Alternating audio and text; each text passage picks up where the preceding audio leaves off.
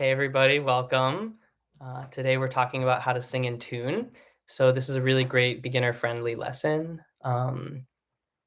Yeah, it's going to be really exciting. Again, I'm going to go a little slower today.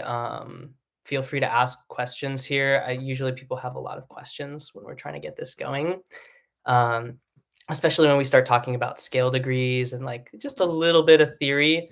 But ultimately, as a singer, we really just need something that's really directly applicable to getting us to learn songs really quickly. So that's the ultimate goal. We don't have to go too far down the rabbit hole when it comes to music theory.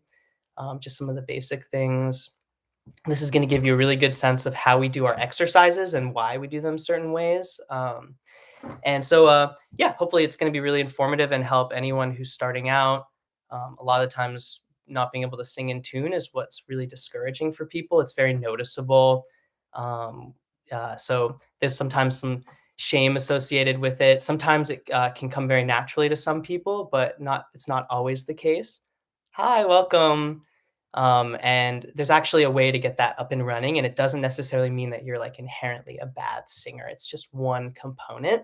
So I think that's really important to note. Sometimes it's something that sets people back from getting into all the other things with the voice. And it's really hard to practice on your own. So I think that's kind of the thing to talk about here with some resources we can use and just ways to get started. So typically, the issue with pitch is actually more of a technique issue about how our voice coordinates.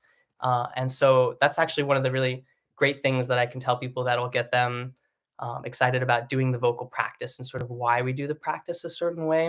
It's hard to control our pressure with our lower abdominal muscles. We call this vocal support. And this is a main component in how we move our pitch up and down. And so if we just can't coordinate those muscles appropriately, doesn't matter how hard you think about it, your pitch isn't necessarily going to go anywhere. Sometimes it kind of gets stuck just around speaking range. Sometimes we can get those muscles to activate, but just not in a very smooth and delicate way. And so our voice goes all over the place when we're really nervous. And so, the classic concept of changing keys a lot while you sing and just completely falling out of tune. So that's sort of the thing here. The first way that we want to practice this, if this is you and you're like, I can't hold a tune, I always get off. People always tell me that I shouldn't sing just because I can't match pitch. Then this is the class for you. It's just going to be a step-by-step approach. And again, be patient with yourself, give it some time. It's really about coordination with the muscles. And sometimes it's really hard to feel these muscles. So we'll start from the very beginning. The first thing is we have to make sure that we're breathing low in our body. I know this will sound like a broken record for some of you who do these exercises with me and with other singing teachers. But if we don't breathe with our belly and let our belly and our back expand, then we're not going to be able to control our pressure very well. So this is one of the big issues here. Also, when we're out of alignment and our spine is compressed, it can be hard to get a deep breath, and it can be hard to actually control the pressure because of that. So this is why I'm always in the very beginning part of my practice doing a little bit of twisting and head rolling. And you're welcome to try this with me, especially for lower voice singers. I'm going to be in the lower register. So I'm also opening and twisting my lower back, which surprises people, right? When we sing actually from our lower abdominal muscles, this is where we get a lot of our power and how we can control our pressure. So put your hand by your belly and see if you can get that to expand from down there. In another class, I'll talk about how, oh, great, good. Vibrato is a really great technique to work on in general. And we'll talk about that with pitch because it's kind of interesting, maybe a little bit later on today. So the first thing is really just try to make sure that you're actually breathing down here. A lot of the times throughout the day, again, we breathe like this. We go, and we just can't control the pressure from there. So we breathe from our belly, and then we practice pressurizing from here. And this is where it gets kind of counterintuitive. Our belly and our back pushes down and out in order for our pitch to go up, and then it relaxes in order for our pitch to fall. So this seems, again, counterintuitive for people. You push down in order to go up, and you just relax for your pitch to fall back down. And we control this like a sliding scale. So first I get people doing this with the breath just to feel this out. If you do a gentle cough and you put your hand by your belly button, you should feel those muscles kick out. That's just so we know that we're doing the right muscles. Um, and then I'm going to put my hands there and I'm going to do this like a hissing style exercise with my mouth just barely open, my lips, my tongue, and teeth together. And I try to push down and out with my belly as I release air. So it's when I do that, it pressurizes the sound. You can actually go all the way. If you flex out too much, you're going to stop your breath, and that's like this. Hi, welcome. Good to see you. And then, if, of course, if you're not pressurizing, all your air is going to be escaping, and it sounds like this. It's like, right, my body's just caving in. I'm letting all the air go, and you can't pressurize that. So this is a big reason why our pitch isn't very accurate. Is we're often just not able to control this pressure. So this is why I do these exercises just to wake up these muscles. It's sort of some short pulses and some long releases. So it's like this.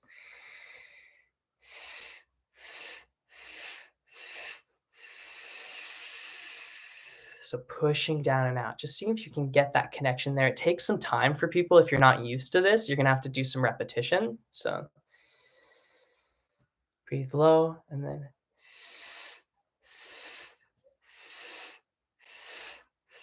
let your belly and your back expand. We can add and let go of pressure in one breath without completely letting go and without completely pressurizing. And this is really close to what we're doing when we're singing. So it might look kind of like this. I'm going.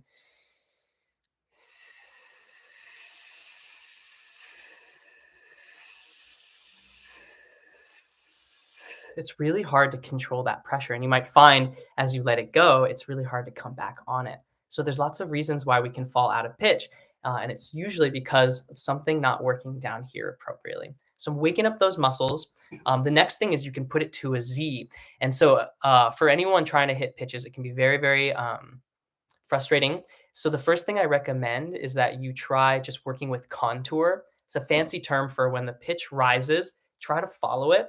And when the pitch falls, try to follow it that way. Um, Eventually, you're going to learn as you do this very loose with like loose targets, just following the pitch, going up and down with sirens. Then you're going to be able to get more specific. But first, just allow yourself to sort of play with the direction so you can even get your voice to move in the right direction based on this pushing down and out sensation. So on a Z, you can really feel this out, or any SOVT slide. I'm going to go through a couple of them. So I'm phonating by singing a Z.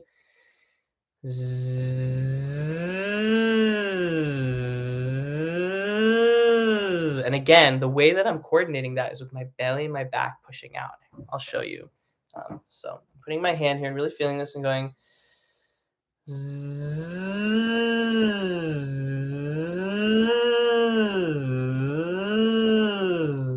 We don't have to do much to let the pitch fall. It just by relaxing our belly, the pitch will depressurize and it's going to fall up and down. Again, when we get really specific, it can be hard about just releasing it just the right amount and adding just the right amount of pressure to get to specific pitches. But first, just see if you can get it to move up and down. So a lot of the time people are trying to reach for notes and their voice just isn't budging actually because they're just flexing the wrong muscles. So again, it's a physical technical thing and you're going to want to slow down and really make sure that you're using those muscles appropriately. Hi, welcome. So we're doing some Z slides. So feel this out. We breathe with our belly. We go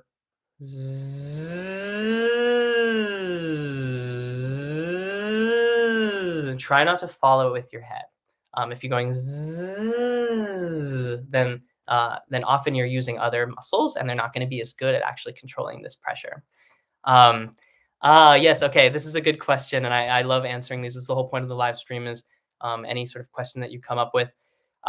It's tricky actually when we're talking about foods because it just depends on your body and sort of what your body reacts to. So I always just tell people don't do anything like crazy out of the ordinary before you're doing like a big concert. And you can experiment. You can see like when I eat this kind of food, well, how does my voice respond? Because it's your body. So, some people think that like really spicy can kind of mess with you or, very sour, things that are just very extreme. So I think that's probably the way that I would answer that. It's just to be just to do your usual thing and something that's consistent, so you know exactly sort of how your body's going to react. But ultimately, people tend to get a little superstitious about foods and these kinds of things, and it's more just really about the coordination. So don't let that get to your head. You know, if you're, oh no, I drank some milk and now my voice is gonna be all weird. You don't know necessarily. Phlegm and that sort of situation can be a longer sort of process, and there's other ways that you can help sort of clear your body phlegm and mucus, and it's usually a longer process again of like figuring out the right kind of hydration and the right diet, not eating late at night, et cetera, et cetera. Again, these are more sort of on the health and the wellness side of things, but it does have some crossover with singing because we want our vocal mechanism to be really healthy and consistent. And it does change from day to day. Again, allergies and all these other things can really play a role. Um, oh, yeah, no problem. Yeah, so let's get back to this pitch thing. So again, first we're just trying to get our pitch to rise and fall. Um, it might seem obvious, but sometimes it's hard to tell actually what direction you're going, and I recommend, if you're not used to getting this feedback, having a teacher can be helpful. And then there's also all these websites now and apps that can use a vocal pitch monitor, and they'll show you on like a musical staff or on a piano, and it'll show you where your voice is sitting just so you can get a sense of that. People are always asking me like, where's my range? Start talking. Start some gentle phonation in a nice relaxed place in your voice, and use one of these vocal pitch monitors, and you're going to see where your voice sits, and it has a special number and a letter. um, and that can just help guide you to know sort of what you're doing. As you're doing this Z slide, you can actually watch that feedback and see your voice rise and fall, and you can press specific notes and see if you can get your voice to go up and down there. Of course, be careful when you're not used to doing certain things. Don't go too high in your range with straining or any of these kinds of things. Try to keep it in a low and gentle place. It's more about the coordination, just being able to actually get your voice to go up as you support down and your voice to fall as you relax. Some people start squeezing to try and get their voice going down, and it won't actually relax down. And then vice versa. Sometimes we're not actually using the right muscles to get our voice to move up, and so it just doesn't move. So we have to practice this. So we're doing this Z slide. We're going zzz. You can also do the infamous lip trill. Sometimes I have to lick my lips to get this to work. No, but you can go like this.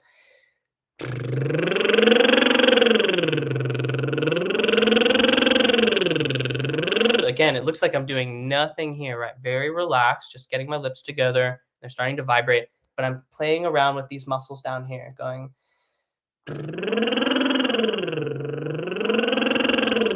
just so I'm in control of that.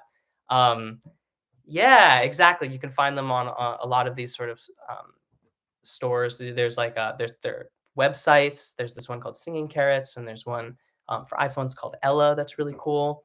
And they're just ways to just monitor what your voice is doing, so you actually get some direct feedback. Again, a lot of times we're just not aware of what we're doing, so it takes a teacher to help us sort of see that. So we're getting these muscles under control. You can also use another SOVT slide. You can use the straw. This helps us control this as well, going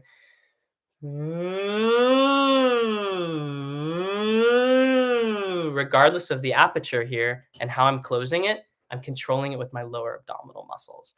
And so that's really the trick there. If you are not getting them to budge, go back to the breath thing and try some tricks here. You can breathe deep, hold your breath for a sec, and then try to pull in a little more air. And then you're going to be really taut down here, and you can go.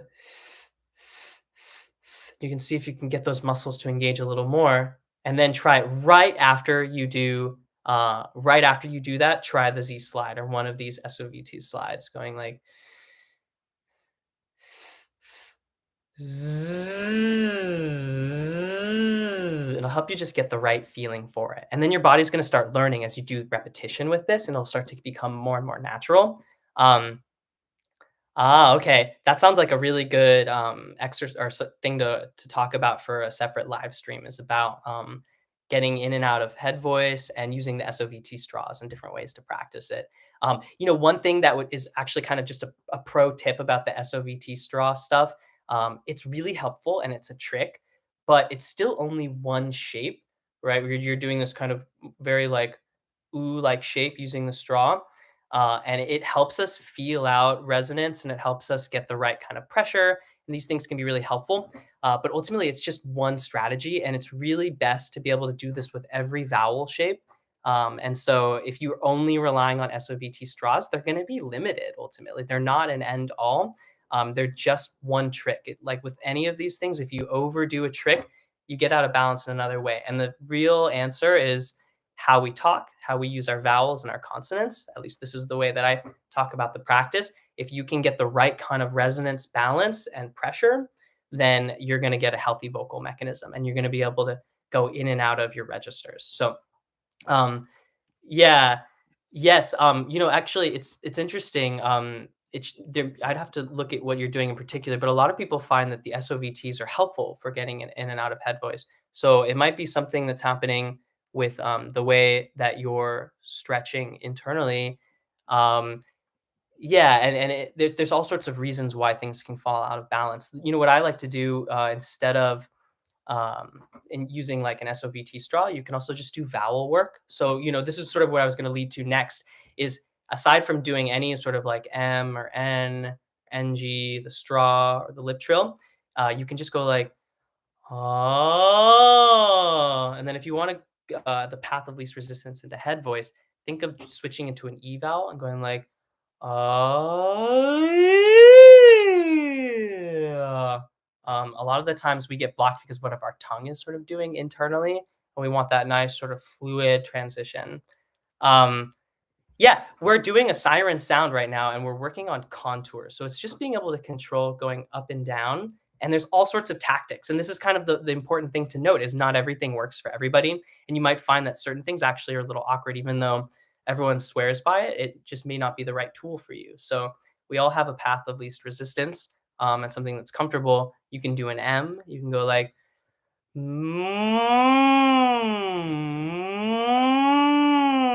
again, we're staying low in our register right now. Don't worry so much about head voice. That's for another topic, a little more technical. We can do ends. We can go like,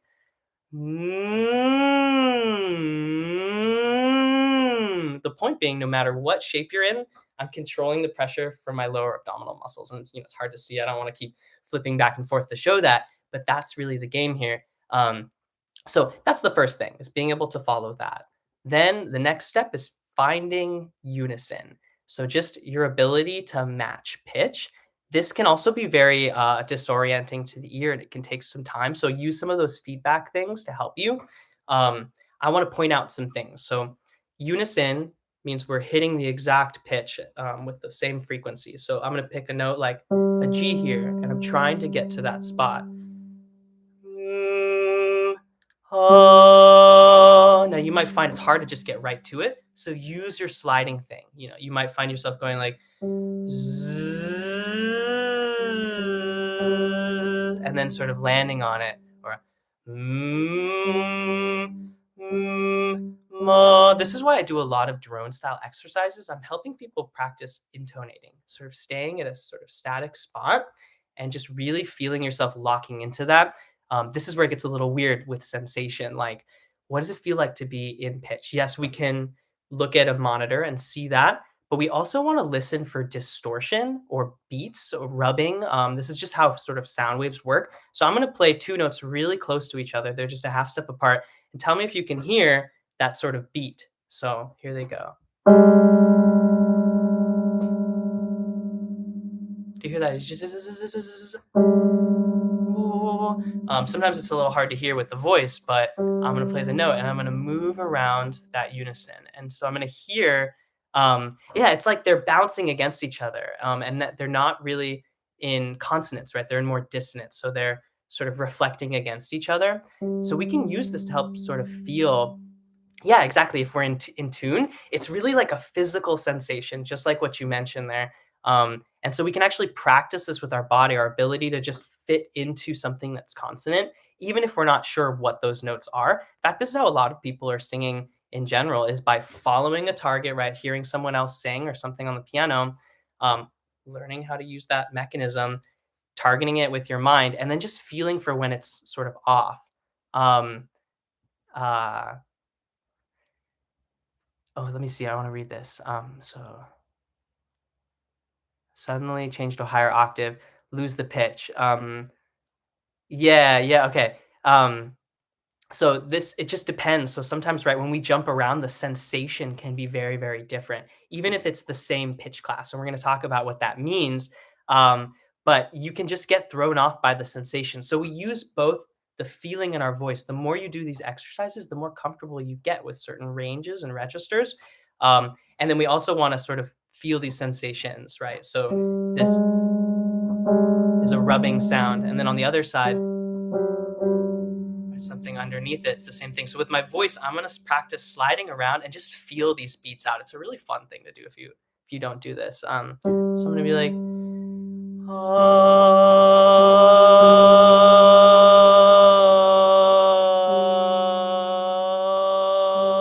I could do it with the Z. It'd be like,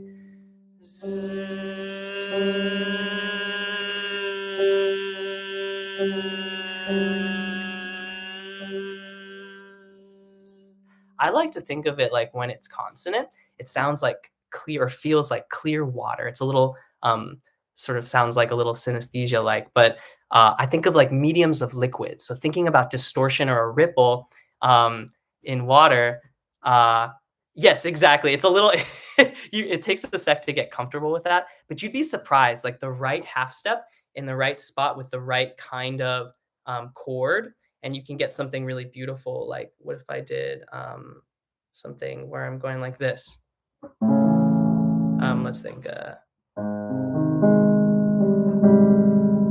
Right, I'm using those same half steps. Na, na.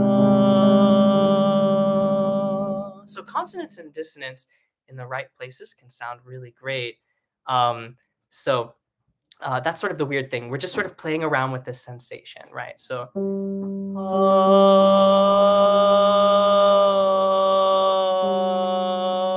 yeah, like a sus chord, or at that case, I did a major seventh, right? Major seventh chord, so that we can get that nice rub of that half step. Um, consonants is nice, but if you only did consonants all the time, it gets kind of boring. So I think of like consonants like beauty when everything is pristine and connected, and dissonance when there's some rubbing and there's some distortion, which gives us motion, right? So music is always this interplay between consonance and dissonance, beauty and interest. That's a nice way to sort of frame this. So again, I'm just trying to feel the sensation of whether or not I'm rubbing. Yeah, exactly. No, I love how you're following along with this. This is exactly the right sort of thought. So feel the physical sensation of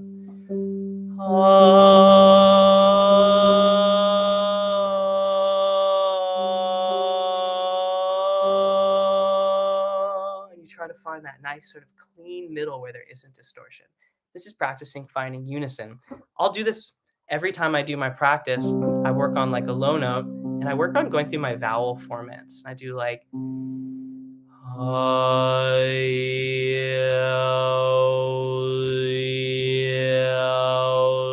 but I'm working on that sort of smooth tone and all of these things, finding resonance and alignment, but I'm also just practicing sitting on a pitch and being really comfortable with that, right? It's a single amount of pressure. Like I'm going, and this is really low in my speaking range. So it's just once those muscles are active, I just have to think it and my body's going to go there. And then I can use a reference. Like, am I actually hitting that pitch? I'll check one of those pitch monitors. So again, the first thing that we want to do is practice one contour moving up and down, and then finding a single spot and really locking into it and knowing that we're at that spot. So this is kind of a primitive thing with music, but it's nice to address just as a music theory thing. All of our notes are given letter names and then specific numbers for where they sit and how low. Yeah. I'll talk about that in a second. That's a kind of a more trippy concept, but he's talking about vowel formants and sort of if they have a specific pitch. So again, we're just trying to move around from spot to spot, and they all have letter names. And you'll notice that those letter names repeat, right? We have A, B, C, D, E, F, G, and then it doesn't go to H. It just keeps repeating over and over again. We call when something has the same letter, it's in the same pitch class. And this is just a primitive understanding when things are an octave higher or lower or 2-to-1 ratio, they sound like they fit into each other, like that sort of water sensation. The waves float on top of each other and they don't distort each other, right? Compared to having something where it's like that has that same kind of distortion. It's a major seventh. It can be really pretty, but we hear it with that dissonance versus these two C's together. So, ah, ah, those are given the same letter name. And that's why it's sort of a primitive understanding that it has that sensation to it. So, this is what I was talking about, sort of that feedback, because it sort of defines how we even talk about music and sort of why we give it the letter names that we do. So that's sort of that thing. And it's ultimately a physical process, right? You're just getting comfortable moving around. Leaning against dissonance is totally great to explore. Oftentimes we unknowingly lean into dissonance when we're not supposed to, right? And that's when we're singing out of tune or we're just, it's not the correct melody. So again, melodies don't always have to be completely consonant and fitting into a 1, 3, 5, etc. Yes, yes, yes. That's another thing. I love all these topics that we're talking about here, and I'll get back to the ear training stuff. But this is relevant. You're talking about having uh, COVID and then having trouble with breath pressure stuff, right? Because that's something that people have reported, right? That it takes some time to rebuild the strength with your lungs to be able to work with the pressure. So I recommend doing, if you can't do lip trills, you can do other things like the hissing thing, like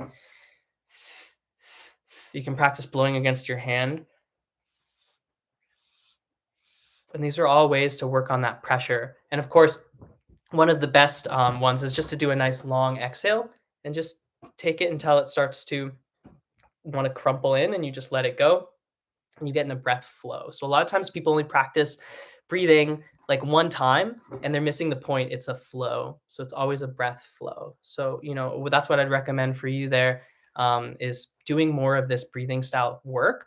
They even have special tools like pulmonologists will use that you blow into and it provides resistance and it helps to work with your lungs. So that's also something you might want to, you could look up or ask for from a doctor.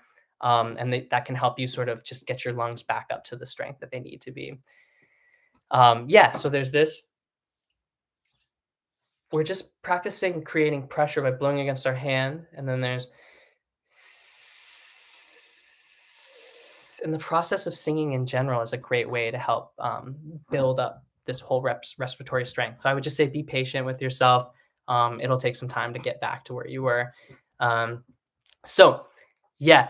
So this is what's so hard, right? Like we need to control this pressure system, but sometimes we need to sing really gently. That has a lot to do with being in the right kind of register sometimes, right? Like if let's say you have a note all the way up here, but it has to be really relaxed, right? We don't want to be like, ma, ma, ma, right? And use a lot of that pressure support. Then we're using actually more of our head voice phonation.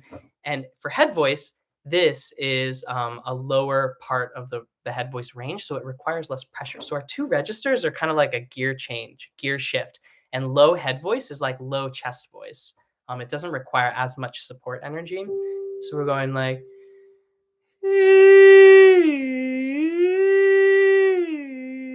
so often that sensation is going to change based on what register you're doing, and that's getting a little complicated. So we'll talk about that maybe in a future lesson on like sort of advanced intonation and some of these kinds of things. Yeah, and then also blowing balloons, blowing bubbles. That's a really great one as well. And then blowing water with blowing through a straw into water can also be really helpful to work these muscles and get them coordinated in shape. And then once they're coordinated, we just have better control over them with our mind. So if you can target the spot and you can feel when it's locking and it's not sort of a dissonant or beated sensation where there's that rub against it, then you're in the right pitch. And you can also look at it on like a vocal pitch monitor and use all of these things to help you understand it. Yeah, great. So here we get to the next concept. So once we can do that, we can control up and down and we can feel ourselves locking in pitch. Then we want to start working on intervals. Now, intervals are it's a fancy term for the distance between two notes, or essentially two notes and how far apart or how close together they are. Like I mentioned, the second, right? That smallest unit in Western music, and it creates that rub or that's a half step. And then we've got a whole step. It's a major and a minor second. We call it half steps and whole steps. And they feel a little different. So these are all different intervals. I also mentioned this, a seventh, right, which is really far away. It's actually the farthest interval until we get to an octave again, which is, in this case, I was doing C to C, right, where it sounds very clear in the same pitch class. And then that seventh, right, creates some dissonance as well. So intervals take a second. We want to get comfortable with feeling out some really common intervals. The second and the seventh, like I mentioned, are actually kind of hard, but they're easy to hear, right? That sort of difference.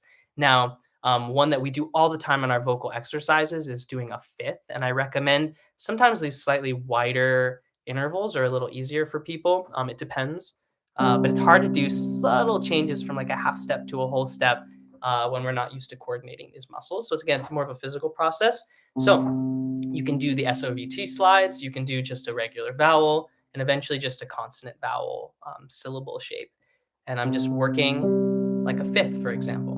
Now this is C, D, E, F, G. I'm going from C to G, and that's the fifth. It's sort of weird when we count, and this is kind of nice to show people. There's no zero note. So it's C is 1, D, E, F, G. And that's how we count. And that's why it's a fifth. It's from C to G. And so you count the letters, count them on your hand. It's nice to feel that out. Yeah. And you can practice sort of sliding around from one node to the other, trying to get to that place of consonance where it feels like it really locks into place on one note and then getting to the other. So going like zzz, or just feeling that ability to control it. You can do ma, ma, ma. I'm sliding around. And if you're having trouble getting it to activate, go back to the breath and going like. So the first one's a little more relaxed. Then I'm pushing out with my belly to get up to the other ones. So like.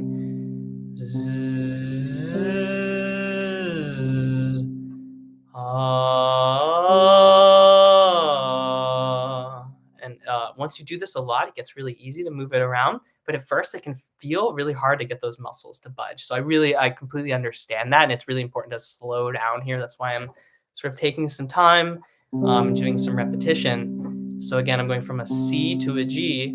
These are all white notes. Going.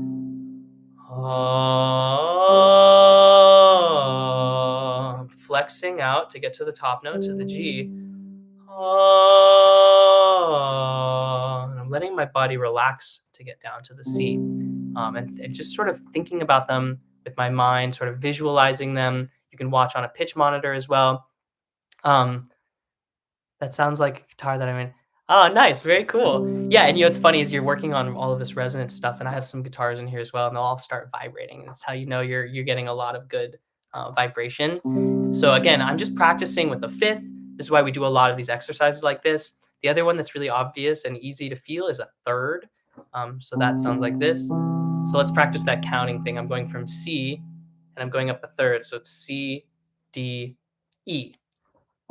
E is our third, so this is the third feeling. It goes ma, ma, ma. For some people, getting up to the fifth it's like a little hard for their body to get the support to coordinate, and so thirds are also a great way to go. It's just whichever one you lock into first is the way that I would think about it.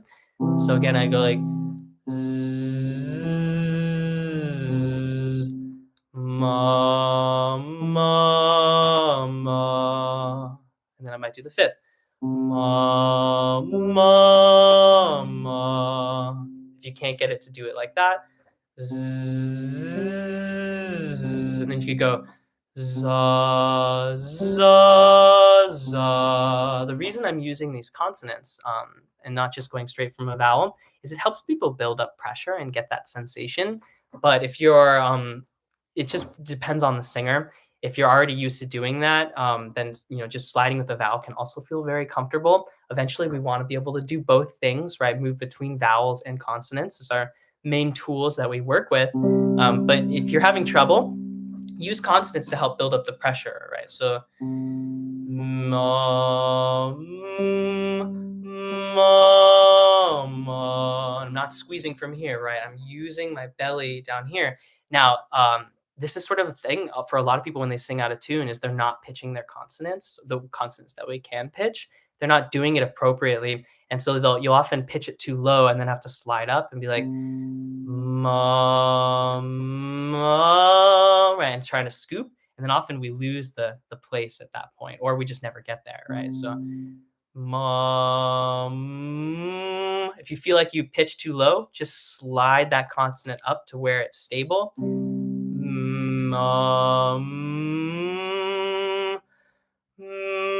Mom. Take a breath and then try to see if you can just get right to that pressure spot. So we're just training our body with sensations and with some visual cues and taking it slow, right? Fifths, thirds, ma, ma, ma. Yeah, you can work pretty much any sound with pitch accuracy, right? We're just trying to hit the targets. Well, I recommend that you want to stay light with your voice when you're doing this in general, just so that you're working your ear more and you're not overtaxing your voice and your body. Um, cool.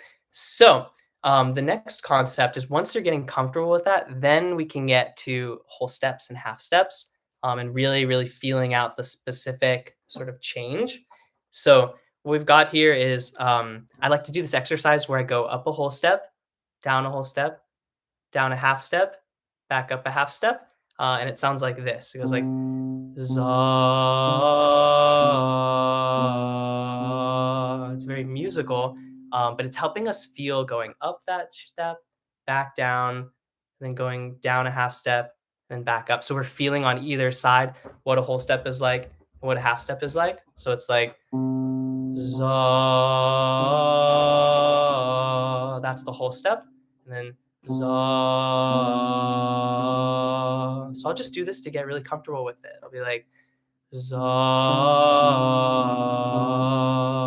And the reason I'm putting that first note in the middle is it helps us come back to unison, right? If we overshoot or we undershoot, we can always come back to that C. So here I was doing C, D, C, B, C, za. And I might move this around. So this is where it gets hard. If you're not someone who plays piano or you're not with a singing teacher, but they'll often take that shape and just move it around. It takes a little practice.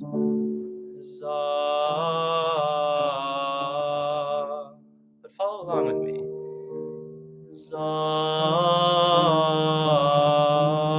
And again, we're practicing moving up and down, right? So my belly's pushing out a little bit to do that. So it'll feel like you're going. So you see it's getting a little more challenging, a little more sort of snaky. We're going pushing up with pressure, relaxing back down, and then coming back to where we started again. So that's one thing. The other one is to practice going up a half step and then down a whole step. And again, if this is feeling really challenging, just give yourself more time with the fifths and the bigger intervals, and that's going to help a lot. So this shows you something about how music works. When I change where those half steps and whole steps are, the whole vibe changes. So here I'm going to go like this. Za.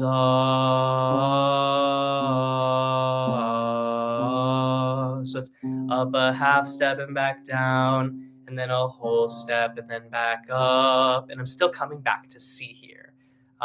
So it sounds like a kind of flamenco-y sort of sound. Za. Yeah, playing another instrument's really helpful with this. Again, you can also use one of those vocal pitch monitors. They often have like a little piano, and you can just practice pressing the notes, hearing what they're like, and moving around. So this is a little more of a particular exercise, and you can see already that makes it hard to practice, but having a teacher can help with this. So I do up a half step, back down, and then a whole step, and then back. Za.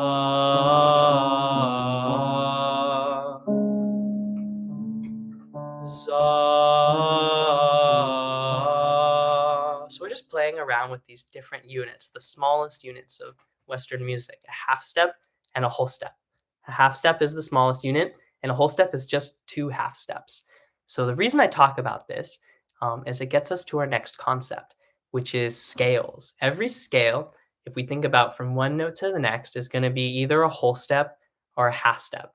And it's just a list of whole steps and half steps until we get from C back to that same pitch class back to C again. This is sort of why the piano looks the way that it does. Um, and I'll show this in a second. Actually, it's kind of nice. I can have you look at this. So here we're going like this. So here's my C. Now this is a whole step. Notice it's skipping that black note. Whole step, skipping that black note. And then notice here there's no black note. That's the half step. So 3, 4, then a whole step, and then half step right between B and C here as we come back to C. So that is our C major scale. It's all the white notes going from C to C, and it's a combination of whole steps and half steps. The reason I talk about this, the major scale is the most common scale. Almost every song that you hear is based off of the major scale or a minor scale. There's obviously other things and it gets more complicated, but I always like to start with what's most common and then go from there, right? That's going to be the best. It's like we're learning a language, right? You want to learn the common language and then get to sort of more obscure things. If you start with the obscure things, you're just going to be totally confused. So the thing to note is sheet music, the piano, they're built around C major. Its music is an ever-changing kaleidoscope. It's sort of all about relative positions. And so we have to have something to orient ourselves. And this is how music works. So C is that zero key. It's the when you look at sheet music and there's nothing there, no key signature, no change, it means it's in the key of C.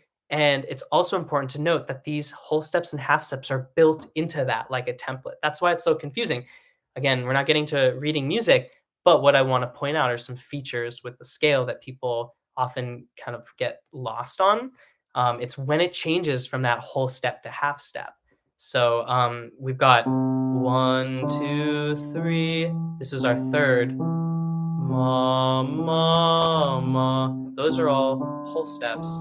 And then from 3 to 4, we have that small half step, right? If I were to play these two notes together, you'd get that dissonance, that sort of buzzy vibration. But here we're just singing them in order. It's 1, 2, 3, 4. So a lot of times what happens is people keep doing the same shape as they go up, and they go 1, 2, 3, 4, 5, and then you're going up a totally other scale, and you're going to get really lost and disoriented. The other thing that happens is people have trouble coming out of it. They'll go like 1, 2, 3, 4, 5, and they'll get stuck somewhere between when it's back to another whole step. So it's 1, 2, 3, 4, 5, 4, 3, 2, 1. So a lot of patterns are going through this, right? Like ma, ma.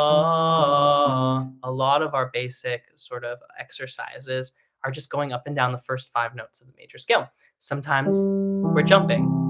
5, 3, 1, 3, 5, 3, 1. Again, I'm just playing all the white notes here. So if you have a piano or a virtual keyboard, you can sort of follow along with this relatively easy. We're finding C, and in this case, it's C3. And then we're going up 1, 2, 3, 4, 5, 4, 3, 2, 1. And I'm giving them numbers to help keep track of them compared to my ones, my C. When we get back to 8, I call that 1 again. So I go like 1, 2, 3, 4, 5, 6, 7, 1, or 8. But it's really just the same letter. So you might as well give it a 1 because it'll just keep repeating over and over again. Um, yes, yes, without an instrument, a cappella, absolutely. So some people have perfect pitch and they can just do this by, they just kind of, their body knows where to go. But ultimately, most of us, I don't have perfect pitch. I have something called relative pitch, where if someone were to play that note, I could keep track of it. And this is you really just led right to the next concept, which is first playing along, hearing it, going back and forth, getting some feedback, and then trying to do it with just your muscle memory. So going 1, 2, 3, 4, 5, 4, 3, 2, 1, and then you can check yourself, right? Or you can watch it with an online pitch monitor. So this is sort of the next game. Is once you have your numbers lined up, 1, 2, 3, 4, 5, 4, 3, 2, 1, you can play around and be like 1, 5, 3, 4, 2, 1, 2, 3, 4. 1, 5, 3, 4, 2, 1. So make sure that you're actually following along with the pitches, because sometimes people are doing the numbers right, but they're not actually hitting the pitches right, and that's why it's hard to practice this sometimes. And I will work with someone as I'm sort of testing them, and they might hit the wrong note and be like 1, 5, and I go 5, 1, 5, and get them to slide up or slide back down, right? So that's why I started with that contour thing, because sometimes we just get kind of stuck and then we lose our ability to control it. Pitches are weird because we have to go to specific spots a lot of the times in songs. And our voice really functions as this more sliding scale. So it takes a while to get the agility to be able to just get right to a pitch, get to the next one. That's why we do this whole vocal practice. So again, like pitch and pitch accuracy, target practice has so much to do with your technique. And so working your technique is going to help you with your accuracy. And it's all just a plug for doing the practice, and why the practice is sort of simplified like this. I'm really training my muscle memory, my mind body connection. Once that's really lined up, I can just sort of follow my ear, and sometimes learn stuff just by hearing it, right?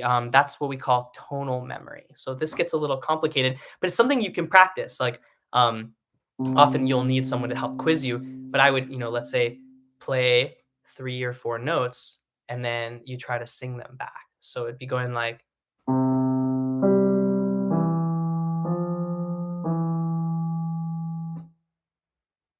bum, bum, bum, bum, bum. So I could kind of tell in my ear that was 1, 5, 3, 4, 3. That takes some practice, right? That's learning how to do this in lots of places with lots of melodies. But ultimately, you're practicing with your tonal memory, and you'll realize that notes come out of your ear rather quickly sometimes, right? If I played something more complicated, like I was like,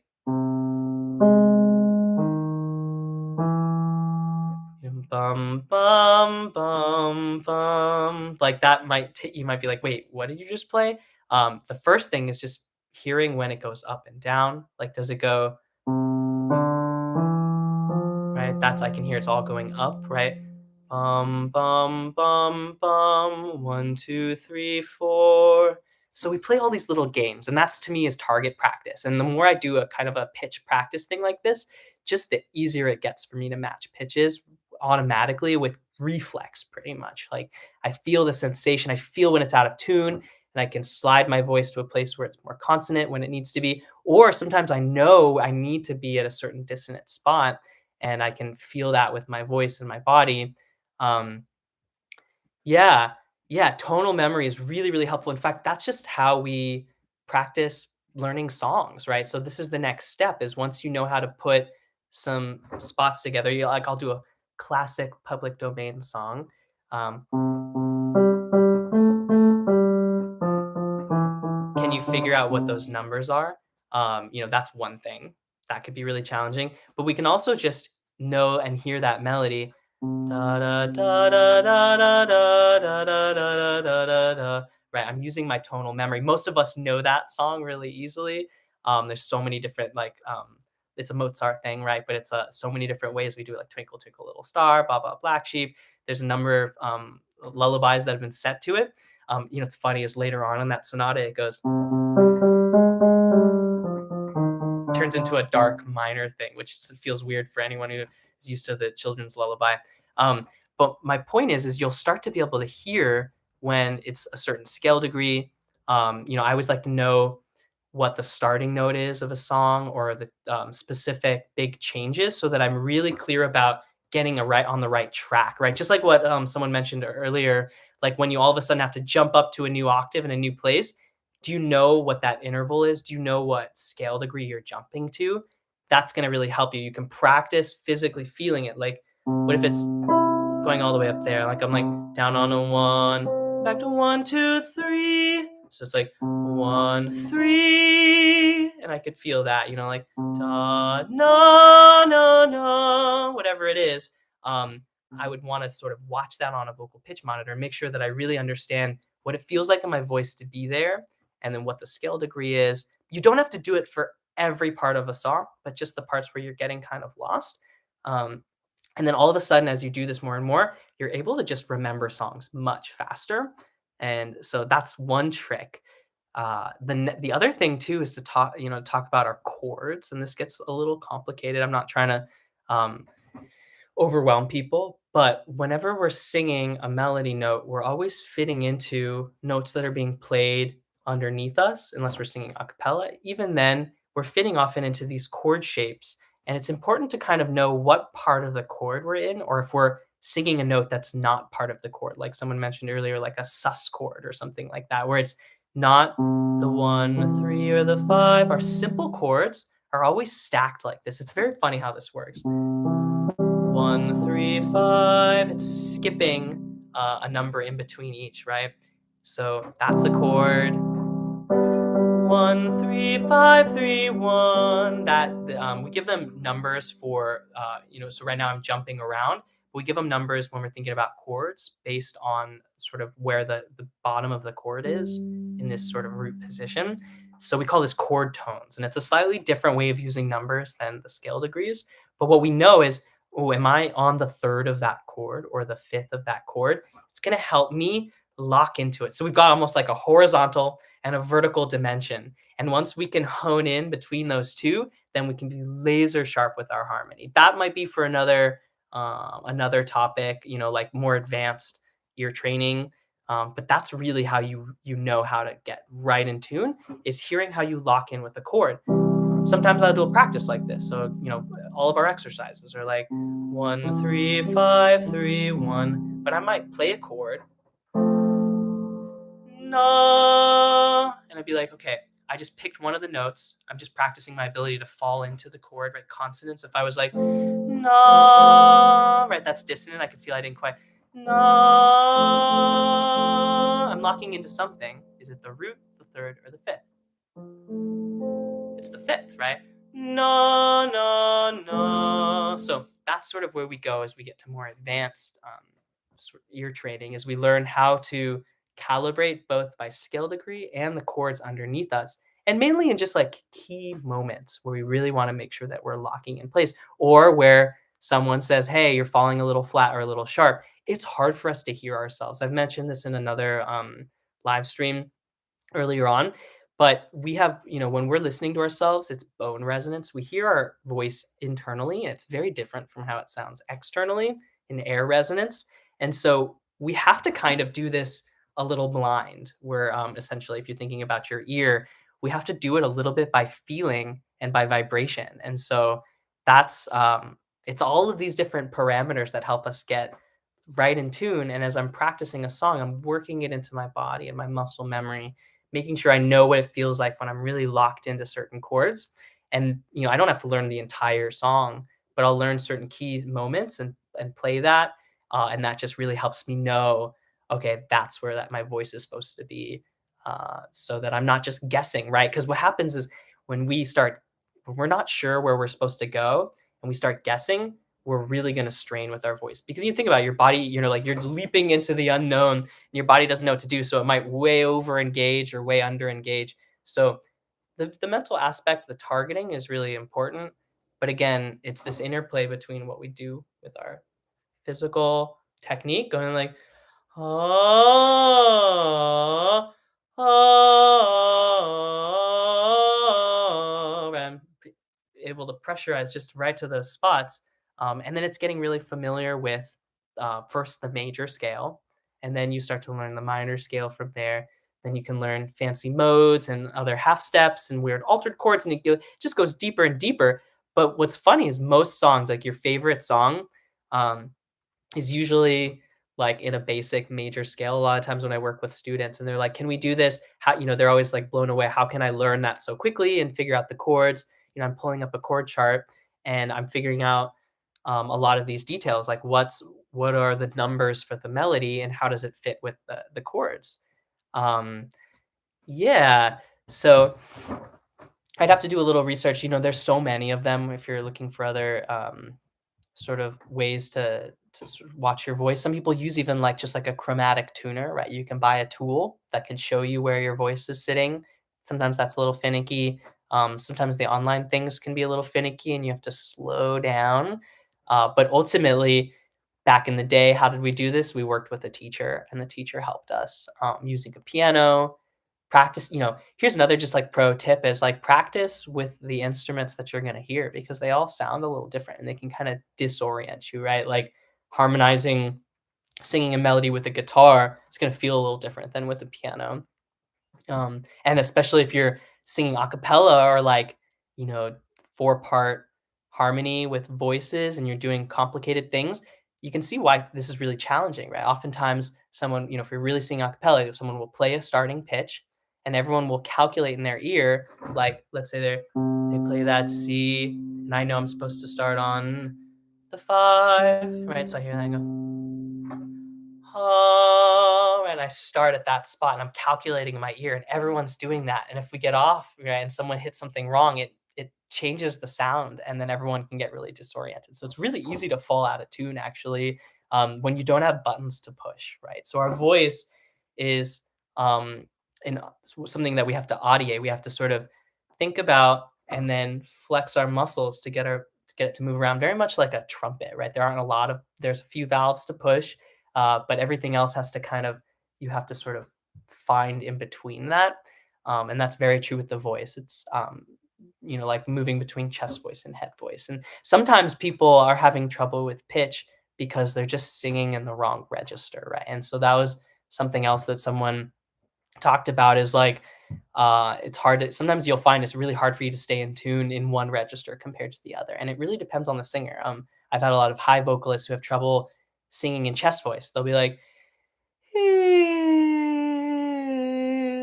and it bottoms out and they just can't get past that note, so maybe like they're trying to hit like that note and they're like and they can't get to that because they're just stuck in their head voice register. Vice versa is true, right? For some people, they're going up to something that's way higher. They're like, ah, right, and they're gonna sort of max out versus so there's some complexity to this, but hopefully, this sort of talk was just to help people get started to understand sort of what we're doing. It can be something that really slows down a lot of people. When beginning students show up in these things, and I'm teaching something more advanced, and they're like, I don't know what you're doing and how to follow. It's often because this stuff is required to understand it, to be able to move your voice and make sure you're actually matching. Um, uh, no worries. Yeah. Um, yes, that's I can answer that question for private lessons. You can record them. Often it just works through Zoom, so you just I'll allow people to record local files, and then once you finish, it'll just say save it to my computer, and then you can have that to refer back to. So that's what I recommend for people. Like even just a single lesson, I can help people sort of figure out what they need to work on and sort of customize it that way, and then you can refer back to that. So again, this is what's so hard is everybody has different things they need to work on. So I'm always like when I'm getting to like a lesson and have a new student, it's often I'm looking at this like, should I work on like technique and tone stuff? Maybe they need more advanced work on registration, or we need to start working on pitch stuff and try to get that first before we can move forward. Because once you can start singing a song and you feel confident that you're always singing the right notes, then it really starts to take off from there. But a lot of people get discouraged because one of these things isn't working, right? Like I don't like the sound of my voice because they're not in control of these muscles and sort of the resonators and how to get that right. or they're like, I don't know how to sing the right notes and how to even get that to happen. So it takes some time actually. I've had some students where we've worked on this for a while until it starts to click, and then a lot of momentum builds from there. So you guys are very welcome. I'm sure I'm going to be doing more of this. We're planning on making a whole mini course for how to sing in tune, and just that's a really really important topic that just helps people get started a lot of the time, right? Because it's way more fun when you're able to hit all the targets, and it becomes really satisfying. And again, it's a physical process, so that's sort of the thing that discourages people often is, yeah, sometimes we don't know where we're supposed to go, but sometimes we can hear where we're supposed to go, but we just can't get our voice to get there, and that's often the most common thing is what I find. So, um, yeah, yes, and that's sort of, I'm glad you mentioned this. When you're following along with someone, it's much easier to follow their voice and moment to moment sort of match it. But when you don't have someone creating your part, you have to be able to know where to go ahead of time a little bit and follow it. So that's why it's really important when you're practicing, practice along with an original, but then practice with a karaoke track, or do this sort of game where you can the tonal memory practice where you hear a phrase, stop it, stop the recording, then try to sing it yourself, go back and listen to it, and that's a way that you can practice that sort of thing that I was talking about, and then you're gonna be more likely to be able to just reproduce it on your own, but that's always the harder thing, and a lot of people get, really caught off guard by that, so they're, like, singing along to a track, and then they go to do some sort of, like, audition thing and sing on your own, you're like, "I have no idea where the targets are anymore, they've completely disappeared." That's because, someone else was showing you where the targets are, right? And it's you again there it's in a track that you're listening to, so it's great when you have a teacher who can slow down and make sure that you're actually matching it and doing it on your own as well. So that's always the process. It is just harder, of course, because we have to figure out where those targets are and make sense of the sounds that we're hearing. And so if you're listening to a karaoke track, all of a sudden you don't have the melody and you just have only the chords underneath. So um, that just takes some practice. Um, yeah, yeah, exactly. Someone else was carrying you, and this happens in choir music too. Sometimes you get some people who are really good at reading, and the other people are just following. But it's good to be able to know where you're going ahead of time, and it just takes some practice. So, anyways, awesome work, everybody, and I will catch you all next week, and we'll be at another topic. So, take care, everyone. Have a good rest of your day.